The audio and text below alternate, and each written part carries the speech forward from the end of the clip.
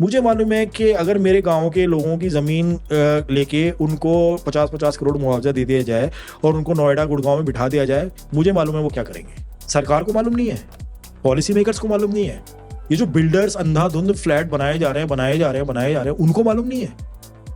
लेकिन profit, of course it's a gender issue too, nobody is denying it, but it's not it's a reductive approach, it's a much bigger issue.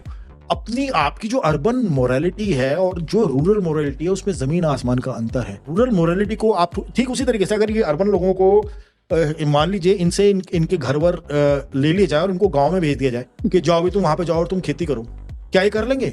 क्या ये अपनी ये urban mentality को लेके India के देहात में जाके क्या ये सरवाइव कर सकते हैं? नहीं कर सकते। तो जब तुम नहीं कर सकते तो तुम उनसे ये उम्मीद क्यों कर रहे हो कि वो आके तुम्हारे ह्यूमन राइट्स की जो अंडरस्टैंडिंग है वो मान ले, जेंडर राइट्स की जो अंडरस्टैंडिंग है वो मान ले, कास्ट कॉन्फ्लिक्ट जो है वो मान ले, है तुम्हारा जो भी वैल्यू सिस्टम है वो पूरा का पूरा अडॉप्ट कर ले। तुम नहीं कर सकते तो वो कैसे कर लेंगे? वो तुमसे कम पढ़े लिखे हैं, वो तुमसे कम इंटेलेक्चुअली इवॉल्व है। तो सेंसिटाइजेशन उनका थोड़ी हुआ है, उनका नहीं, आपका हुआ है। आप करके दिखाओ ना, आप जाके वहां पे देखो। आप 2 दिन नहीं रह सकते गाँव में।